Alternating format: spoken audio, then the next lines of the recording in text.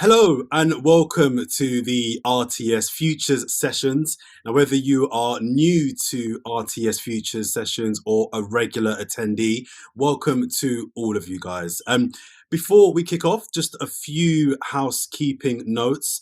To enable closed captions, please click the closed captions tab at the bottom of your screen. Click the up arrow in the top right hand corner and click show subtitle. You can edit the size of the subtitles by clicking subtitle setting. We recommend you make these large. We will also paste a link in the chat box now. Now follow the link to be able to view the captions a bit more easier. If you're a slow reader, your reading speed is a bit slow, or you want to have the captions bigger, that's the best option to go to. I want to say a big welcome to BB Delancey Mould, who will be signing the session. Hello.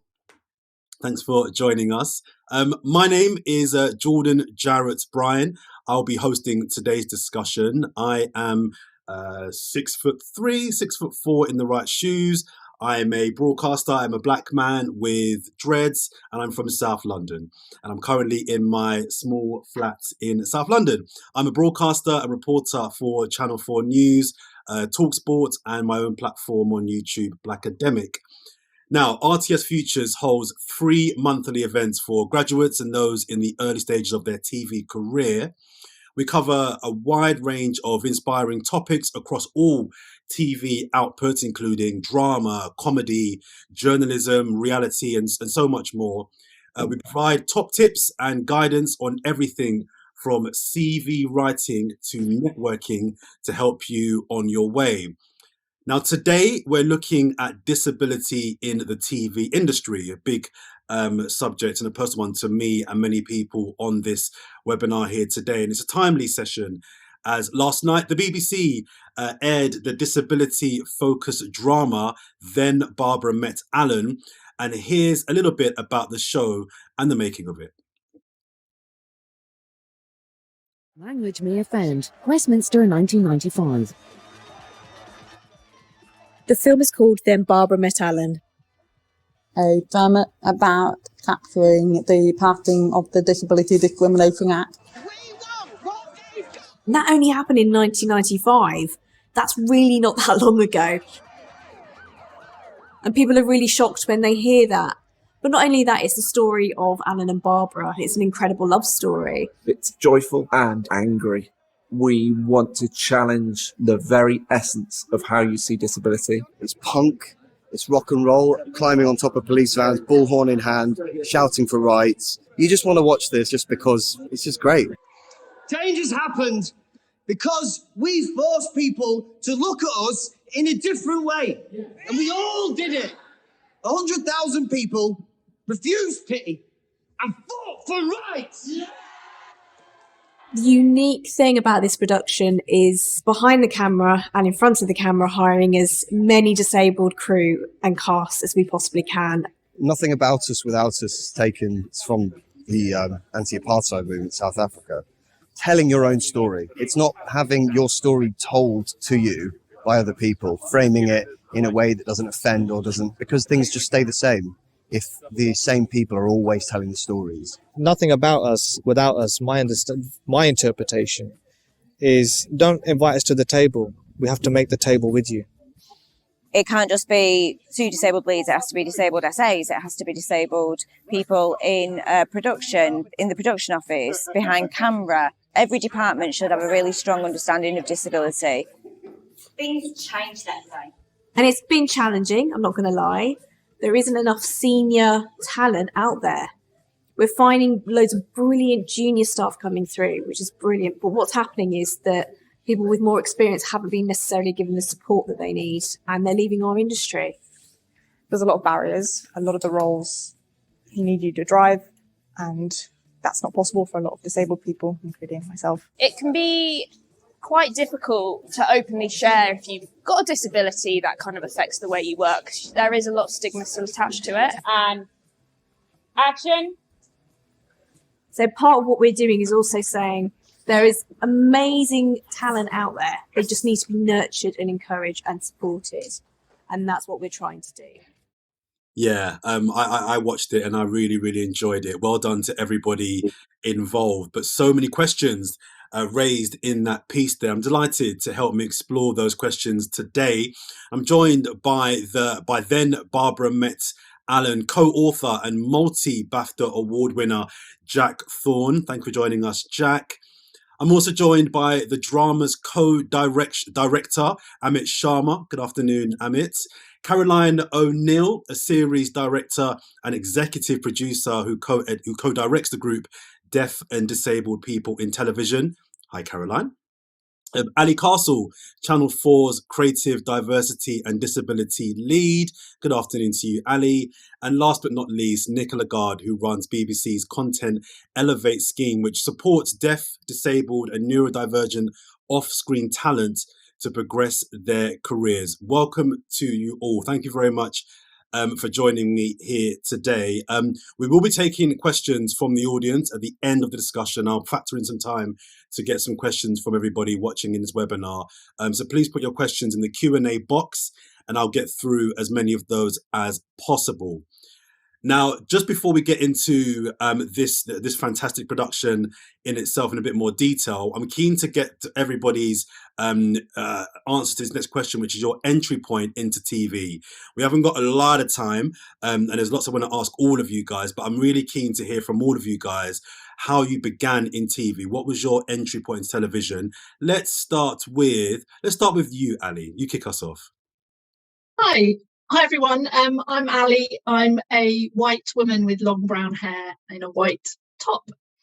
I started my television career at the BBC through an entry-level scheme for disabled talent called Extend. That was 20 years ago. And I'm really passionate about the fact that these schemes can work. There can be a bit of cynicism about them, but I'm really proud to be a part of that.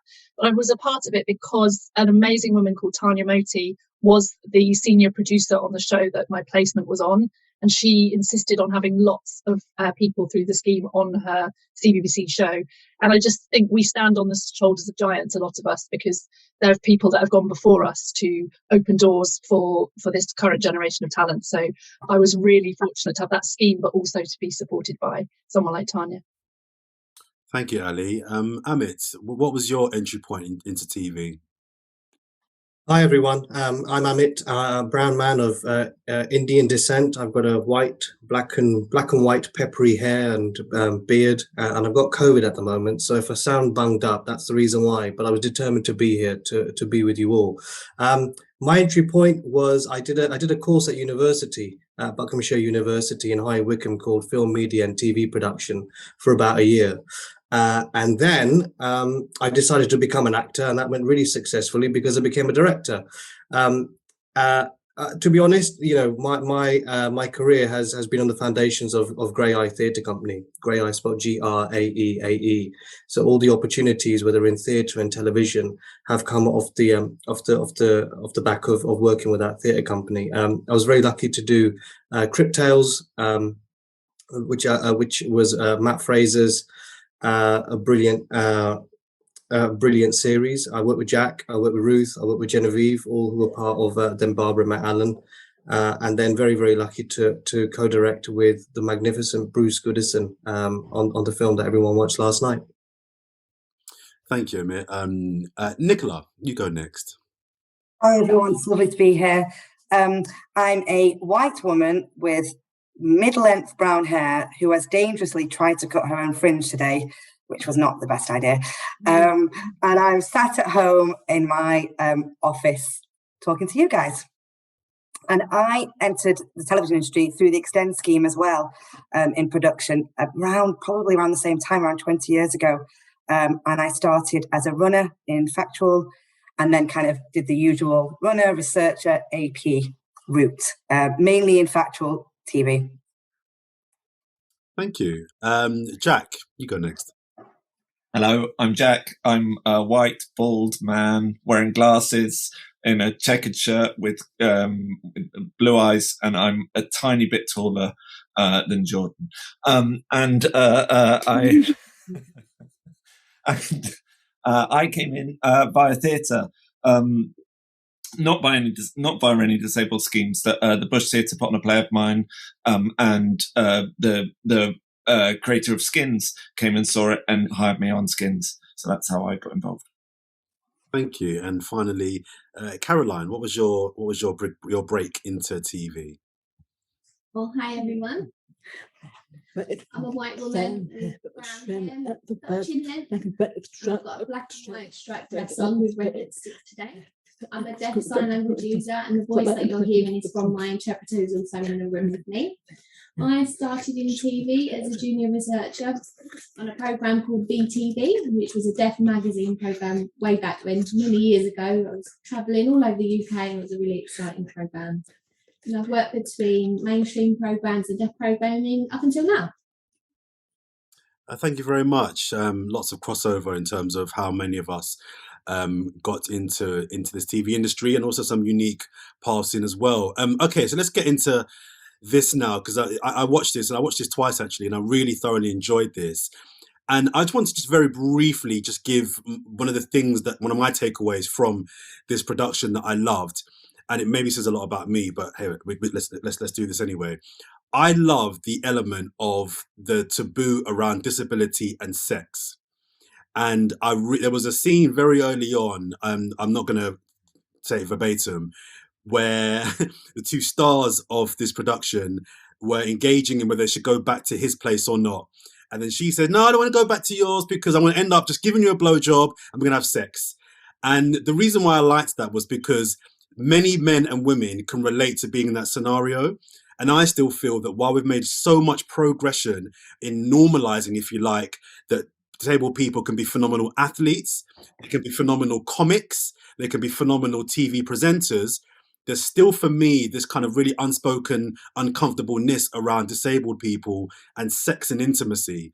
And there's this weirdness about the fact that you know, we don't have sex and we can't have sex and it's a bit icky. And just seeing the intimacy but between Barbara and Alan, I just thought, I love seeing that. And that was one of my big takeaways. I think there's a lot of work to be done about normalizing sex and intimacy with disabled people.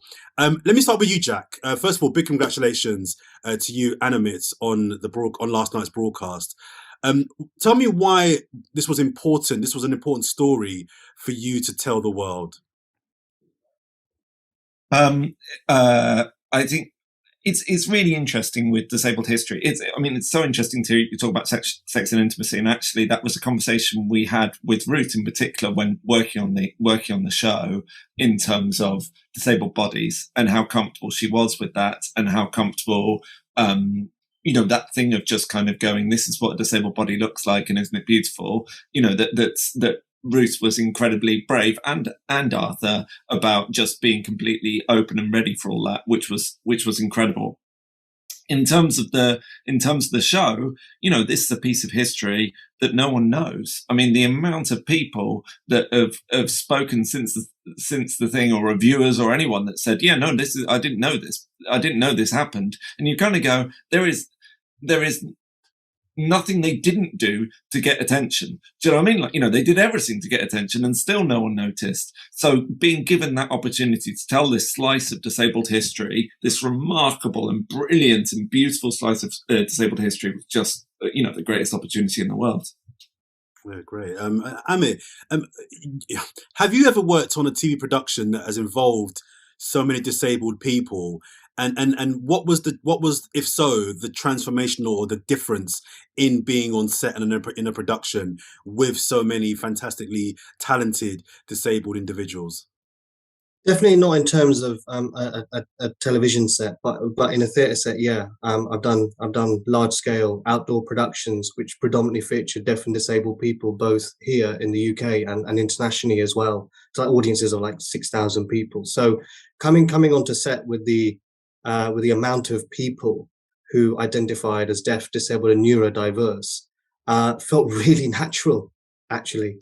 And it was really interesting to see people who kind of like, were non-disabled, but then you start hearing stories about them starting to identify, because the environment and the climate and the way, the culture we set up on set, people started to really declare their impairments. And so, that tends to happen anyway when you're in an environment kind of like that, where we're just being celebrated in a way.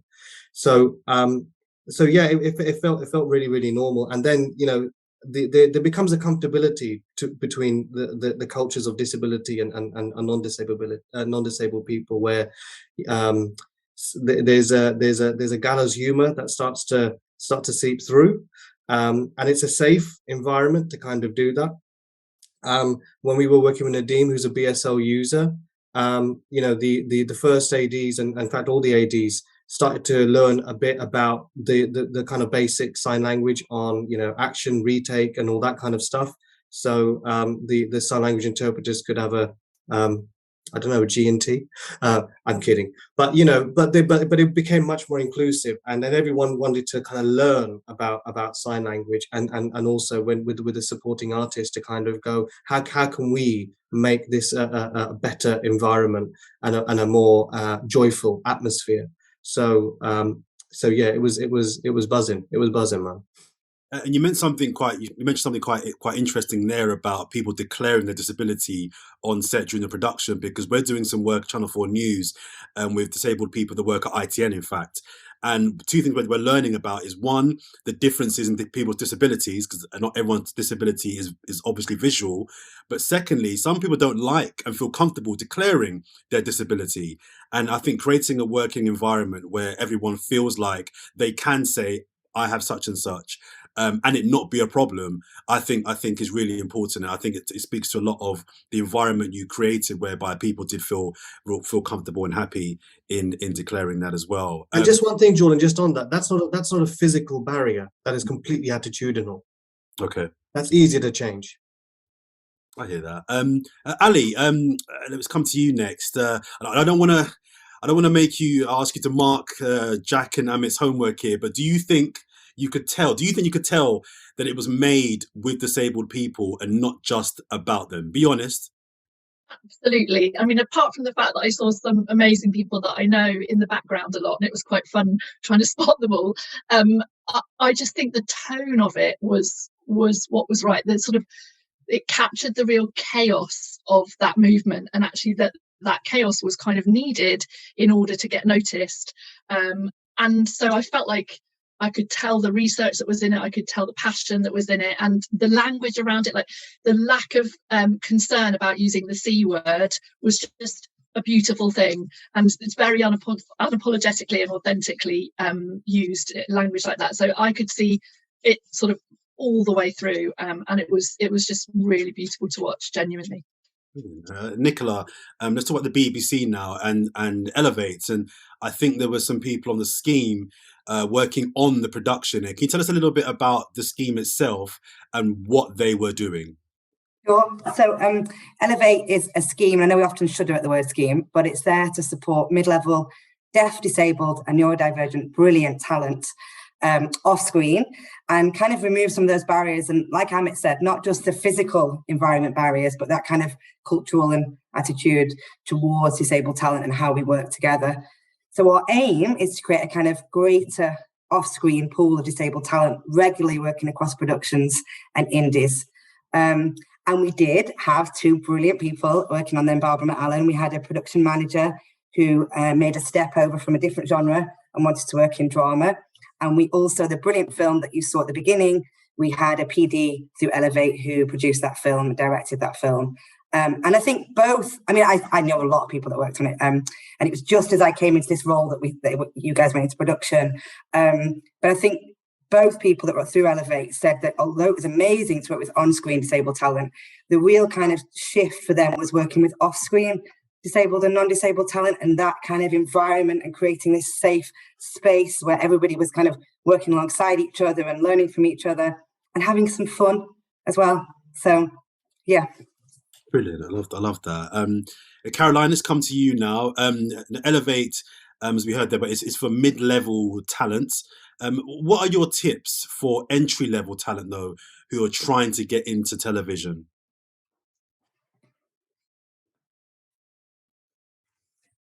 I think you need to be clear on what kind of job you're keen to do. And then really absorb television, watch as much as you possibly can. You know, if you want to go into docs, watch documentaries. If you want to do drama, watch a lot of drama, but watch and critically analyse, make notes. What would you do better? What do you think worked well? What didn't work as well? So you're building up your knowledge of how you want to create a programme, and then reach out to people that you admire, get in touch and say, look, hi, can we have a half an hour Zoom? Could we have a chat or whatever that might be? Just make sure you're watching their stuff so you know what you're going to say. You know, so I love this doc that you made, or this was brilliant. You know, I would have done this. You know, having that sort of a bit of sass really, and don't be afraid to get in touch. You know, we are in an industry where disability is so poorly represented. They need us. Be enthusiastic. You know, email people, talk to them, go to events. Just get yourself out there. Love that. Jack, another one for you now. I want to talk about Everybody Forgot About the Toilets. Let's go there now. A report that you co-authored. This was about the levels of accessibility in the TV industry. It was very damning. Would you recommend disabled people work in TV? I don't want to discourage people from that, but is this an industry that actually, once you're in it, harnesses, develops, and enables disabled talent to flourish and really have a career that they can not only be successful in terms of the amount of gigs they do, but actually can get a lot of joy from as well? I think it didn't used to be those things. The hope is it's changing.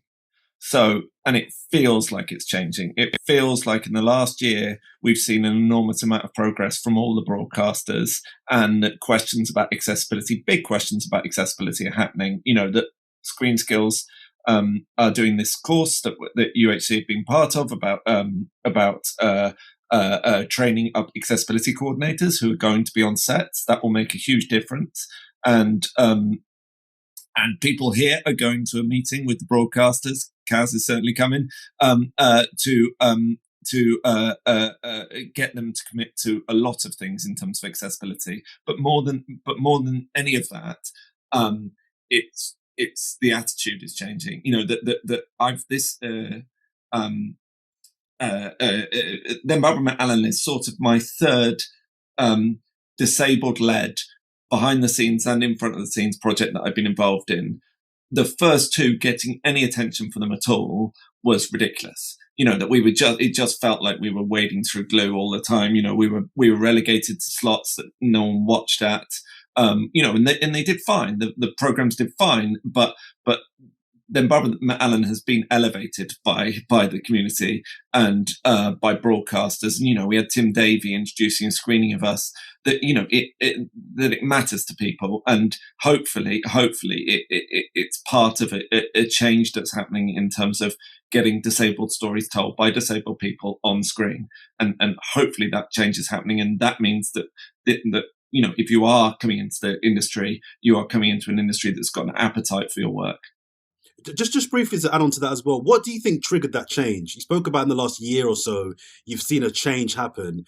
You kind of alluded to it there, but what in your view was the real trigger point for a change in how disabled talent were received and their work in terms of being on screen was being elevated? A number of different things. But just noise was, you know, general noise, I think, and certainly I think the thing that the community pushed again and again and again is that what happened during COVID, that happened because disabled people were seen as lesser. You know, that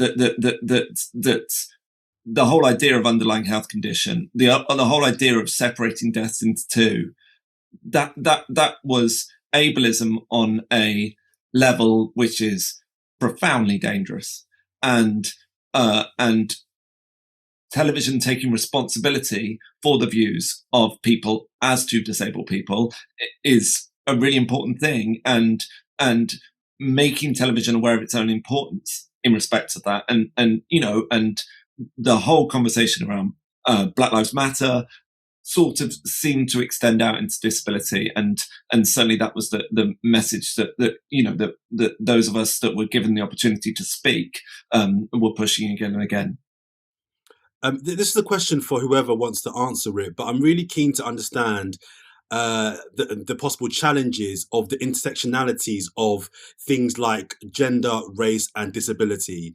And if there were any conversations pre-production in making this about, okay, we want to have disabled people at the core of what we're producing here, but we want to have a nice mix of obviously men and women, black and white, and get that mix as well. Was that a conscious thought process in producing in this? Maybe Amit, I'll start with you. How long have you got? The thing is, like, the way that I'm trying to articulate at the moment is, when we think of disabled people, we don't think people of color, right? When we think of people of color, we don't think disabled people. Okay, that's like the base. I'm just using that as an example because those are the two intersectionalities that exist within me. And then, I'm also kind of like a working class chap as well. So, even more, like I'm like triple discrimination. But we don't think of those things, because when we approach something for the first time, we kind of go, what's the closest thing to the center that we can represent? One of the things that we've been talking about in the coverage of then Barbara McAllen is that it's predominantly been presented by white disabled people, and there were other disabled people as part of the film that didn't get, I would say, that the platform that they kind of richly deserve.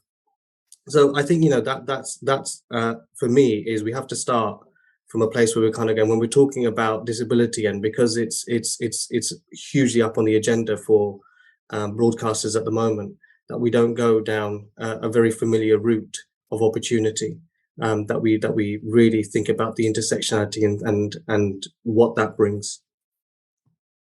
Anyone want to add to that as well? It's okay if you don't. No? Cool, I'll move on. Ali.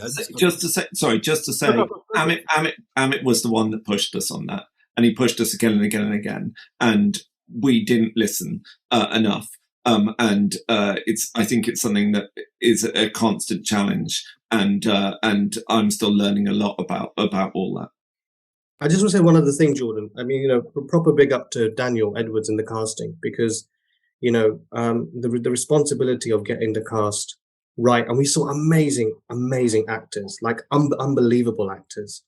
But it's not that, in spite of, we really felt that we had to show the full diversity of people that make up the UK and Britain today who are kind of fighting.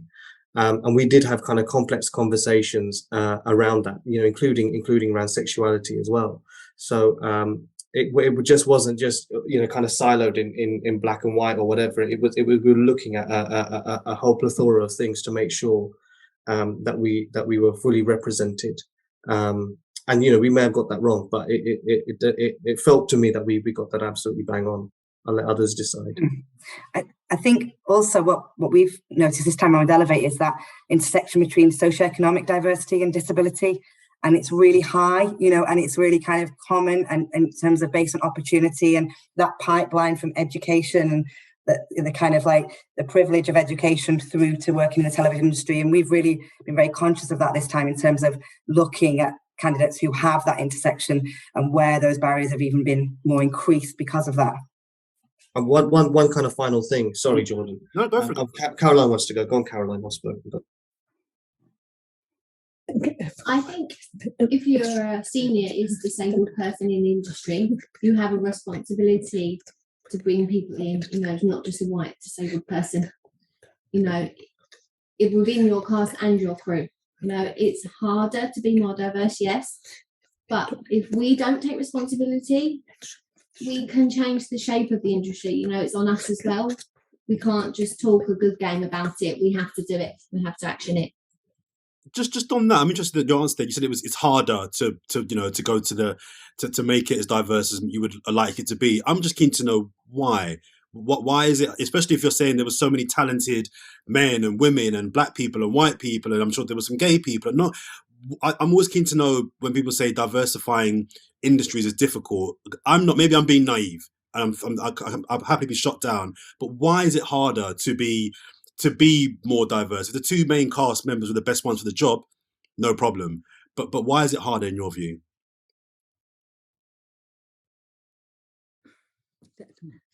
Oh, sorry. So that was the line, but anybody that maybe agrees with that. Sorry. I think in the industry for a long time, we've not been allowed to really prosper like others have. You know, if you're a disabled person with more intersectionality base, you're held back in your career. I'd like, you know, people like to cast in their own white male mould. You know, if people who are different don't move up as they should do. So it means we don't have a typical, you know, non-disabled route in TV. You know, we don't get recognised and valued in our skill set. So I think people need to be more considerate when they are and think about it when they're sort of bringing in people with sort of multi-skills. I think also one of the things that makes it difficult is sometimes in these conversations we forget about the real world, and the real world is incredibly tough for disabled people, right? Disabled people, when they go for auditions or go for any type of work, have to more or less sort out their own access. That's not provided. Sign language interpreters is not provided. That's not the culture. There's personal care. You know, there's access support workers. You know, access to work is a scheme, but it's at the moment taking 3 months to process anything through that scheme. 3 months. You know, and that's access to work. That's not access to have a jolly, right? So these things are huge factors in disruptions in the pipeline for talent. And yet, when you see them, Barbara McAllen, and I'm telling you, as a tip of the iceberg, talent is still coming through. Talent is still coming through. So there is a drive and there's an energy, but broadcasters and institutions need to recognize that by saying that you want to do stuff doesn't necessarily mean that people are going to come through. You have to understand the context of where people are coming from. Yeah, go on, Jack.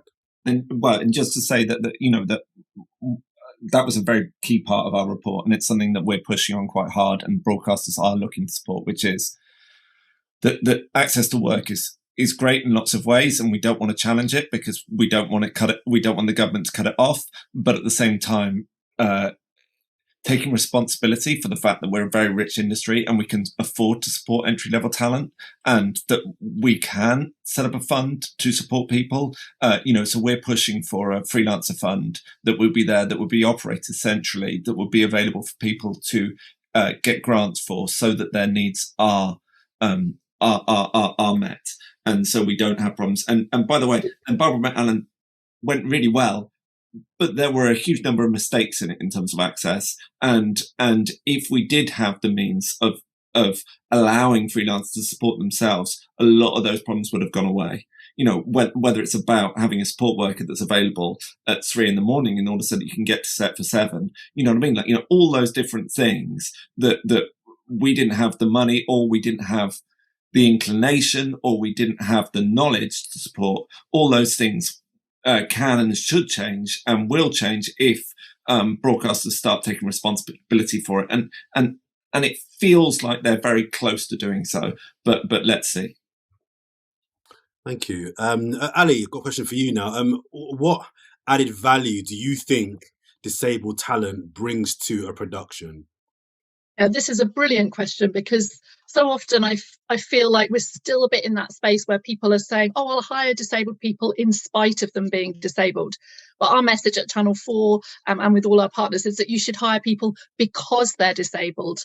And actually this whole kind of like, oh, I don't see colour, I don't see disability, that's not very helpful, because then you can't make the right adjustments to understand where these talent are coming from. So we say hire disabled talent because you know what, they are not only going to help you connect with your audience, 20% of whom on paper are also disabled and therefore have sort of more authentic content, but they bring with them so many skills and life experience. Amit talked about the challenges out in the real world. Well, we are amazing problem solvers because of the disabling world in which we live. We're incredibly inventive, incredibly resilient. I always talk about disabled talent being quite loyal, because stability is often very important for disabled people. So actually we have so much to bring, and not just to stories around disability, but to other stories, you know, across the spectrum of what we represent in broadcasting. So yeah, I really want disabled people to be proud of being disabled and to say that this is what I am bringing to your production. And obviously we want our indies and our broadcast to recognise all the great value that they bring. Thank you. Caroline, you run Deaf and Disabled People in TV. What's the value in having a community to be part of and to draw on? And as a kind of separate, as a side question as well, does the deaf community feel like it's slightly segregated from the rest of the disabled community? Oh, political. I can't talk politics. Sorry, I'm a news journalist. Sorry. It's all good. It's all good. Okay, so Deaf and Disabled People in TV really started out as a space. It was quite a messy space. We asked the non-disabled people to leave the group to make it an authentic space where people could be open about the barriers they were facing in the industry.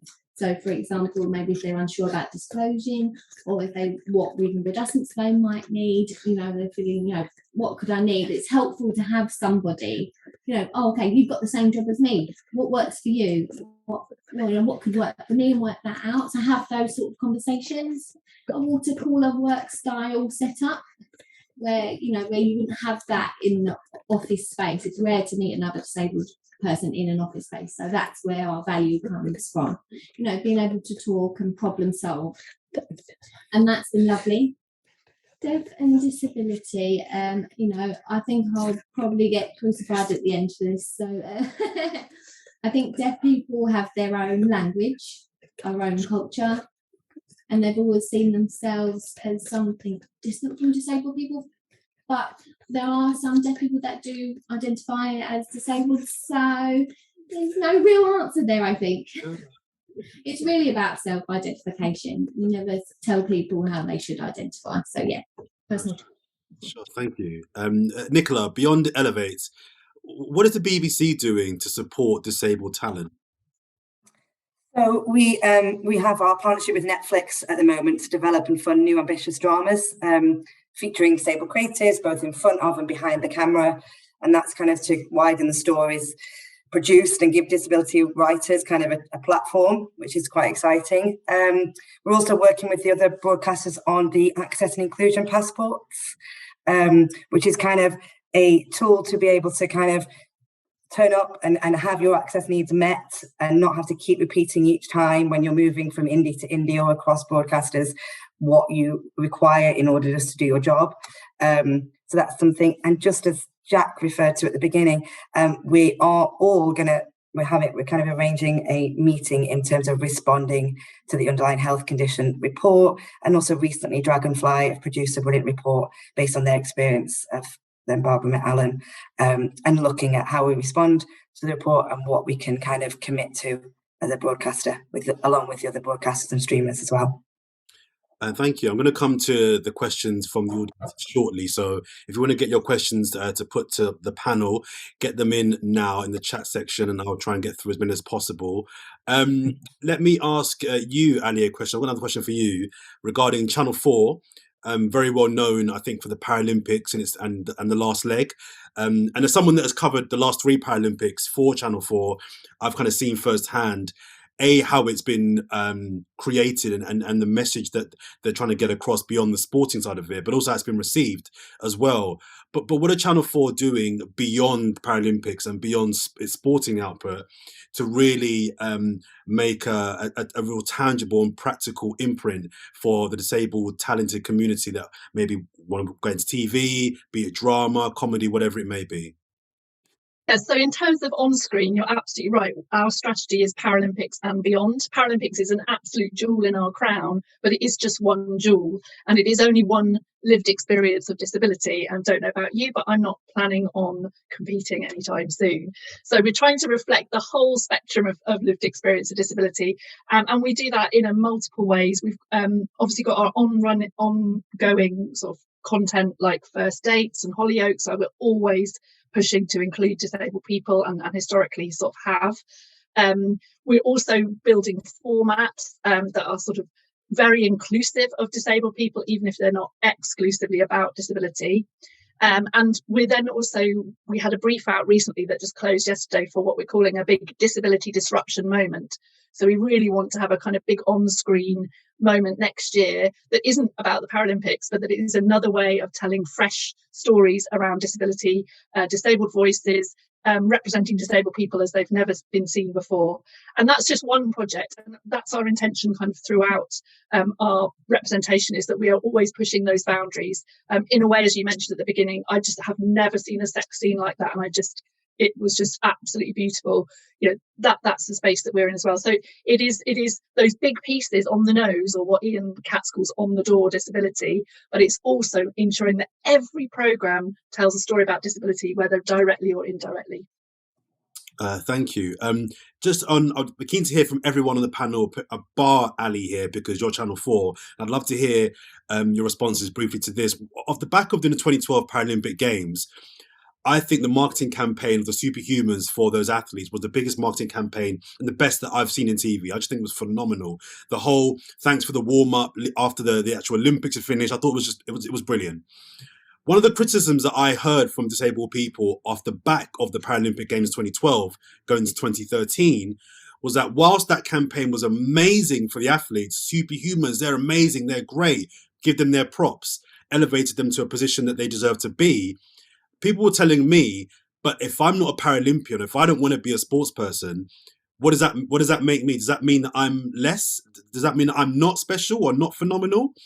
And it made me think about the perception that the people got from that campaign. I'm keen to hear from you guys whether you think that you can actually significantly elevate superhuman athletes whilst simultaneously making the horrible phrase, but the everyday disabled person also feel they have value and that they may work in an office, they may do a regular job, but they too also are superhuman in their own way as well. Did anybody, first of all, resonate with that criticism? And secondly, is it possible to kind of really big up our Paralympians while simultaneously not making, the people who are not Paralympians also feel empowered and special as well?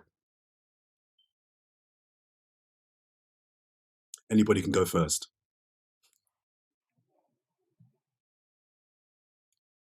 Did anybody resonate with that criticism? Did anybody?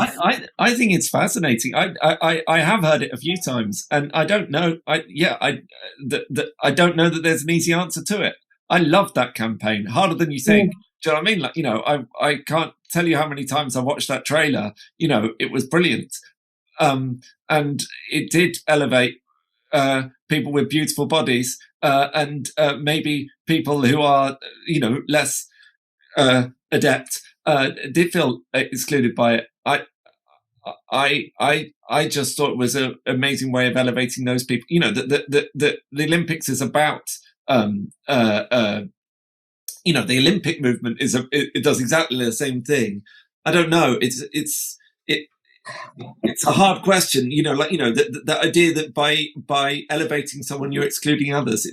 It's a hard thing, that with Dan, are we saying that the disabled people that didn't want to chain themselves to buses, are they lesser? Do you know what I mean? That it's just, that it's just representing one bit of the disabled experience. The trouble is that because that's the only representation, then it becomes all problematic. And that's what TV needs to focus on more than anything, which is how to represent 20% of the population. They've historically totally failed to do so. I think for me as well, I never see my body represented. Well, I hardly ever see my body represented on television, to the point where my children still run in if they see somebody with my disability on the TV and tell me there's somebody on the TV. We all run into the room and look and go, oh yeah. So I think for me, the Paralympics, to celebrate what was a representation, a very different representation of my body. But I still felt I belonged to that, and I still felt like I could identify with that. And it was just a joy to be able to see somebody achieving. And I recognize that we all achieve in different ways, but to see that represented physically as well was actually quite refreshing for somebody with my disability. I know you don't want me to say. No. You can speak now. You can speak, Ali. Go on. I feel contractually obliged to. we absolutely heard that criticism back then, but that was 10 years ago, and I think that was right for then. We've never seen any disabled people elevated in that way, and that's why you'll have noticed that the more recent campaigns have that very important full stop between the super and the human, and the campaign really emphasised the genuine human effort and commitment and dedication that it takes to be an elite athlete, whether you're disabled or not. And so the shift of focus has definitely moved over time. And exactly as Jack says, my job literally is to make sure that we then have representation across all the genres that elevate all types of different disabled people. And that's why we've got that sort of Paralympic and beyond approach. We're proud of the Paralympics, absolutely. We feel that we've evolved it tonally and moved on the kind of representation that we have. We have a lot more disabled voices. We had 100% disabled talent presenting the Winter Paralympics, and we are doing representation across the board alongside that as well. Thank you. I'm going to go through a few questions now that have been sent by some of the people watching this webinar. The first one is from someone I know, Sam Tatlow. I'm not happy with her at all because she's kind of stolen my final question, but anyway, whatever. She's asking if there was one thing the TV industry could do to ensure inclusion, what would it be? Let's start with you, Amit. Goodness, small question, huh? What is the thing that they can do? Well, look, I think take up what the broadcasters are saying. There does feel a difference. There does feel a change. There does feel a positivity. And I think we're in a position now where hopefully we can ride on the back of the stuff that we were talking about, the Paralympics, but also then Barbara McAllen and the other wonderful things that are under commissions by these broadcasters that are not necessarily out yet in the wider world. So I would say keep the conversations going. Yeah. And the other thing I would say, sorry, because I've tweeted about this today, I'm not bigging up my tweet, is the relationship between theatre. You kind of are, Amit. It's fine. It's fine. But when the conversation that came about theatre, when theatres closed during the pandemic, and the relationship between the television talent and theatre talent, I think just as equally applies to deaf, disabled, neurodiverse actors and creatives. It's really important that conversation isn't siloed. TV is good, money is good, but there's something about the bread and butter and the amazing opportunity that theatre gives, and that skill and that craft that can also translate into television. Then Barbara McAllen is a really good advocate for that. Thank you. Nichola? I think I might have frozen, but I think it's also about continuously keeping up conversations and talking to the community, talking to DDPTV, talking to Dank, getting that representation of what is happening on the ground as well, and listening to that and feeding that back into the industry and feeding that back into change. Thank you. Caroline, is your hand up? Did you want to go for it? Go for it. I think for me, the biggest change will come from changes at the top. If you look at the Creative Diversity Network, which the report came out last week, senior level representation is just poor across all senior roles, directors, commissioners, producers. All of them are red lit. It's a really poor situation, and that's where the change is going to come from. So we need an authentic disabled voices at that level, and that then will shift things to change on the ground. Thank you. Jack? Make access part of every question. And if you make that word part of every discussion about setting up every sort of show, that will change everything. Also, elevate disabled voices and make authorship a responsibility of broadcasters. But hopefully these things are happening, but they're happening very, very slowly still. And anything that we can do to kick them, I think, is really, really useful. Thank you. I would just add. Sorry, I would just add that if we could just get the story out there about the social model of disability, and that non-disabled people could really embrace that and understand it. The problem does not lie with us, and therefore the responsibility does not lie with us, that we need to work together, but that there is a responsibility on the side of broadcasters and indies to take those barriers down and create that safe environment. I think we would have a very different shift in attitude and action around that. So that's certainly what Channel 4 is trying to help do. Thank you. Just because we're short on time and I've got a couple more questions, I'll ask the question and then the first person that wants to answer, please jump in and I'll go to the next question. A question regarding chronic illness. What chance for jobs that are just a few hours from home each day, particularly post-COVID? Anyone want to tackle that one?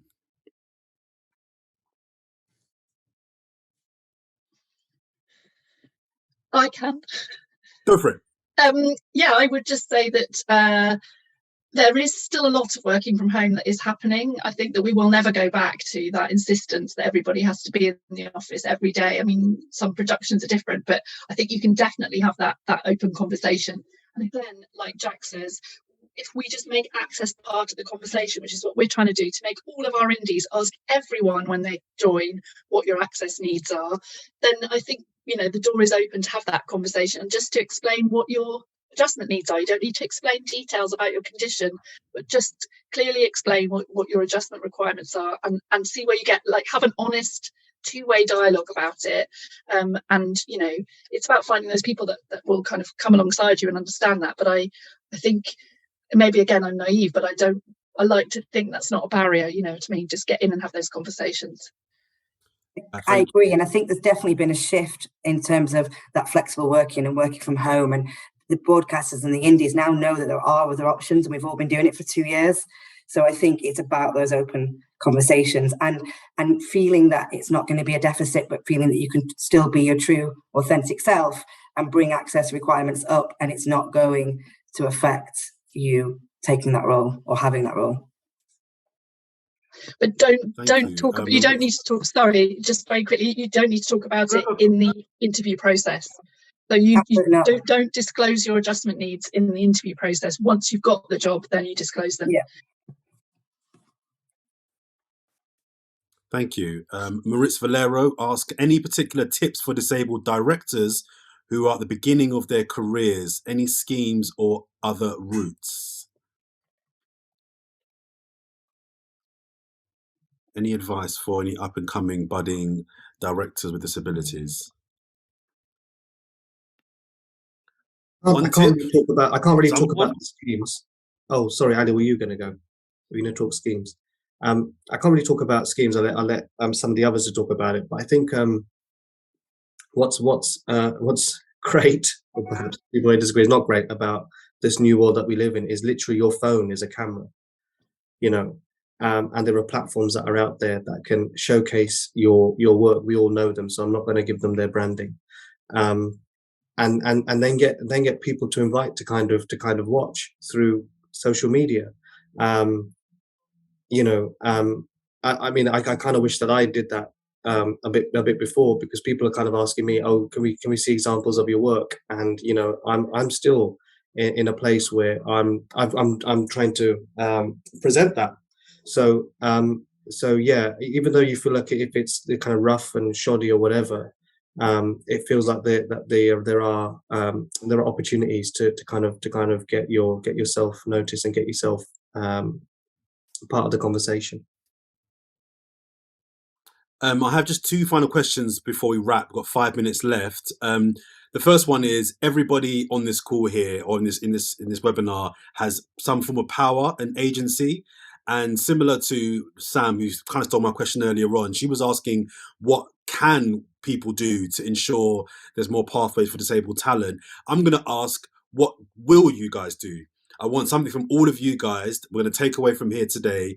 Off the back of this call, what is everyone on this call going to do to ensure that disabled talent has a better opportunity of entering this industry? Because we can all do something to varying degrees. What are we all going to do individually to ensure that this is an industry that we make more open and more welcoming, and the talent we do have, we harness it for disabled talent? Let's start with you, Caroline.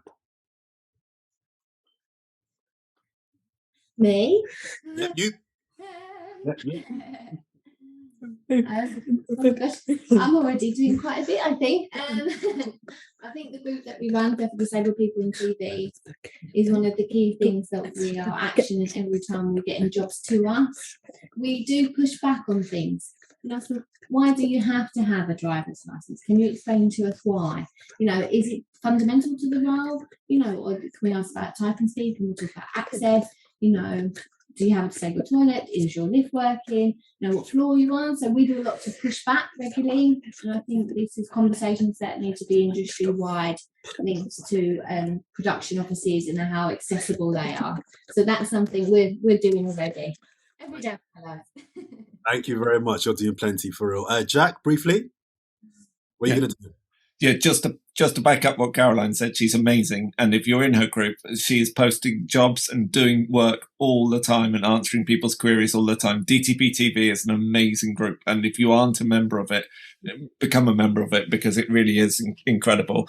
In terms of what I'm doing or trying to do, what I'm doing or trying to do is with underlying health condition, which isn't just me, there's 4 of us, but what we're doing is we're trying to get broadcasters to take these concerns seriously, and if we can make some of our concerns, and we're working with DTPTV and we're working with DANC and we're working with the CDN, and if we can get them to listen to us, and it's a big ongoing process, but Nichola and Ali have both been incredible in terms of supporting it, then hopefully, you know, the industry can feel a completely different place for people coming in. But you know, it's not nothing is set in stone yet. We're just trying to keep pushing at that door.